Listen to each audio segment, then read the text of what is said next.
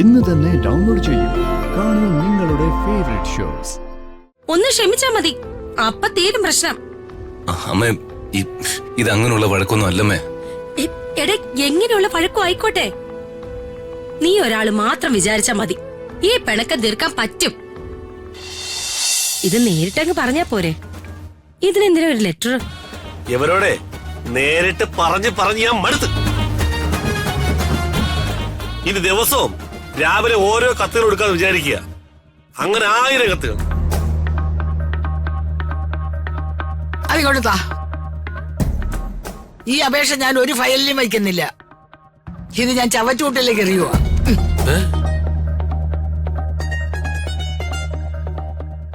നീ എവിടെയൊക്കെ ജീവിക്കുന്നോ അവിടെയൊക്കെ ജീവിത അവസാനം വരെ ഞാനും ഉണ്ടാവും നിന്റെ കൂടെ, നിന്റെ അന്തകമാതാവായിട്ട്. ലോകത്തുള്ള എല്ലാവർക്കും അമ്മ ദൈവമാണ്, എനിക്ക് മാത്രം എന്തെങ്കിലും ഈശ്വര. അമ്മേ, ഞാൻ ഓഫീസിലേക്ക് പോയിട്ട് വരാം.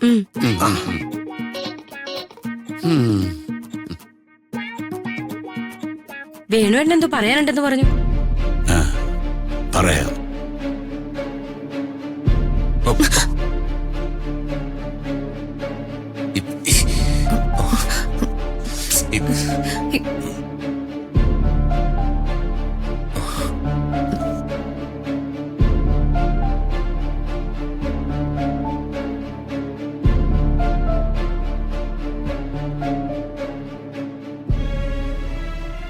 ഇവര് തമ്മിലുള്ള പിണക്ക് ഇതുവരെ മാറിയില്ല വേണുവേട്ടാ. എടിയില്ലെങ്കിൽ അത് അവരുടെ പ്രവർത്തികളിൽ കാണില്ലടി.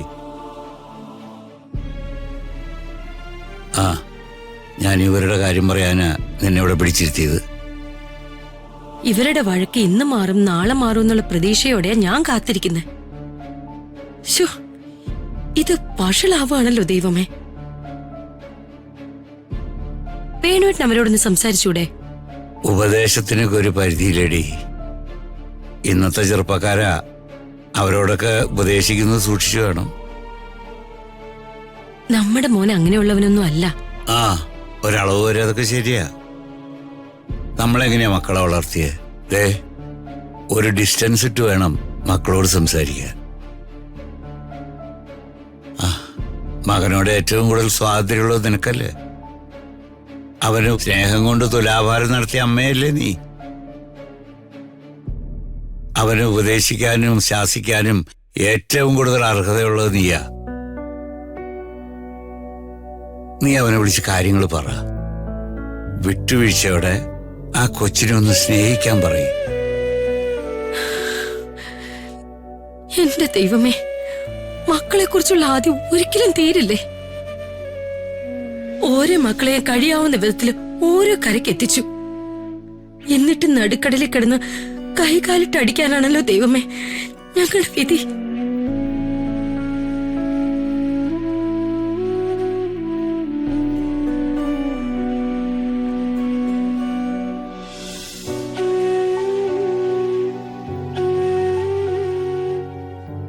സാറിന് ഒത്തിരി തിരക്കുള്ള ദിവസമായിരുന്നല്ലേ? തിരക്കേറെയുള്ള ദിവസമായിരുന്നു. അപ്പോഴാ ഈ അസ്വസ്ഥത അനുഭവപ്പെട്ടത്.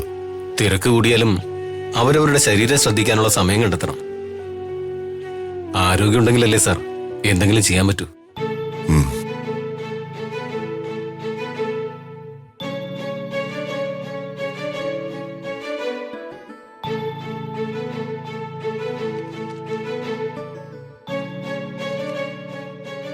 ചെറിയ ലങ്സ് ഇൻഫെക്ഷൻ ഉണ്ട്. പേടിക്കാനൊന്നുമില്ല, മരുന്ന് കൊണ്ട് മാറിക്കൊള്ളും. ഞാനത് പറയാൻ കാരണം ഒരുപാട് പൊടിയും പുകയൊന്നും ശ്വസിക്കരുത്, അതിനുവേണ്ടിയാ. മരുന്നുകൾ എഴുതുന്നുണ്ട്, സാർ അത് കൃത്യമായിട്ട് കഴിക്കണം. ശരി ഡോക്ടർ. വിശദമായ ഒരു ചെക്കപ്പ് നടത്തിയേക്കാം. സാറ് ബ്ലഡ് സാമ്പിൾ കൊടുത്തിട്ട് പോണം. ഷുഗറും കൊളസ്ട്രോളും ഒക്കെ ഒന്ന് നോക്കാം. ചെറിയ കാര്യങ്ങളാണെങ്കിലും അത് പരിഹരിച്ച് മുന്നോട്ട് പോയാൽ പിന്നെ പേടിക്കേണ്ട കാര്യമില്ലല്ലോ. നിങ്ങളൊക്കെ എത്ര കാലം ജീവിച്ചിരിക്കുന്നുവോ അത്രയും കാലം ഈ നാടിനല്ലേ പ്രയോജനം. ബ്ലഡ് സാമ്പിൾ എടുത്ത് ഫാർമസിയിൽ നിന്ന് മെഡിസിൻ കൂടി വാങ്ങി കൊടുത്തിട്ടേ സാറിനെ അയക്കാവൂ. ശരി ഡോക്ടർ. ശരി doctor. Thank you so much. Welcome sir.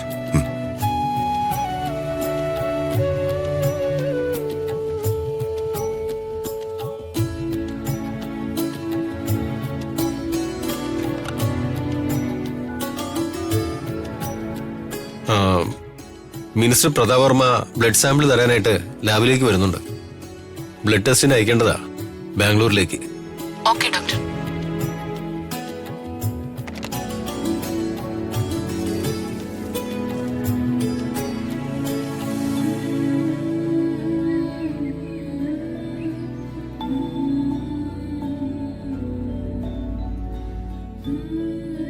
ഡാ, എന്താമേ ഇങ്ങോട്ട് പോടാ. പിടിച്ച് വലിക്കാതെ വിളിച്ച ഞാൻ വരില്ലേ? ഇങ്ങോട്ട് വരാനല്ലേ പറഞ്ഞത്? അമ്മേ. നടക്കങ്ങോട്ട്. ശ്ശേ.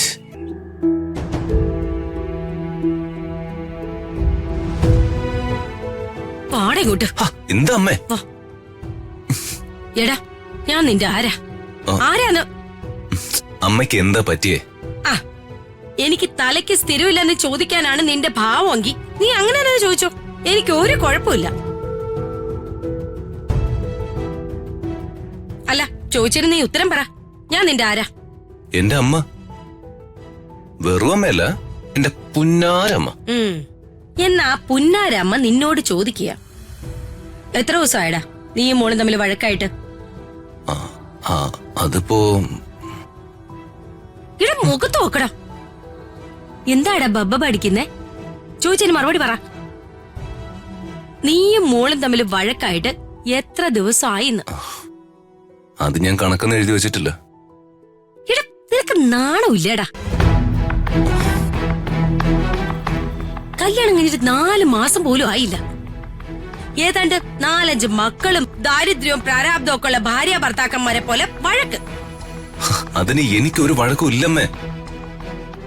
വഴക്കിന് മോൾക്കാണെങ്കിൽ അത് മാറ്റാനുള്ള ഉത്തരവാദിത്വം ആർക്കാടാ? പല പ്രാവശ്യം ഞാനും വേണുവേട്ടനും മാറി മാറി പറഞ്ഞ് മടുത്തു. അതാ ഇത്ര ദേഷ്യം. ഭാര്യയും ഭർത്താവും തമ്മിൽ പിണക്കൊക്കെ ഉണ്ടാവും, അതൊക്കെ സ്വാഭാവിക. ഇതൊക്കെ ആരെങ്കിലും ഒരാളെ വിചാരിച്ചാൽ തീരാവുന്നതേ ഉള്ളൂ. ഒന്ന് ക്ഷമിച്ചാ മതി, അപ്പൊ തീരും പ്രശ്നം. അമ്മേ, ഇത് അങ്ങനെയുള്ള വഴക്കൊന്നും അല്ലമ്മേ. എടേ, എങ്ങനെയുള്ള പഴക്കം ആയിക്കോട്ടെ, നീ ഒരാള് മാത്രം വിചാരിച്ചാ മതി, ഈ പിണക്കം തീർക്കാൻ പറ്റും. എടാ, അതൊരു പാവം കൊച്ചാടാ, ഒരു പാവക്കുഞ്ഞിനെ പോലെ. അതിനങ്ങനെ വലിയ ലോകപരിചയമൊന്നുമില്ല. അതിന്റെ ലോകം പണ്ട് മുതലേ നിന്നെ ചുറ്റിപ്പറ്റിയുള്ളതാടാ. നീ ആ കൊച്ചിന്റെ ലോകം. അത് മുൻകൈ എടുത്തിട്ടാടാ നിന്നെ കല്യാണം കഴിച്ചത്. അത്ര സ്നേഹം അതിന് നിന്നോട്.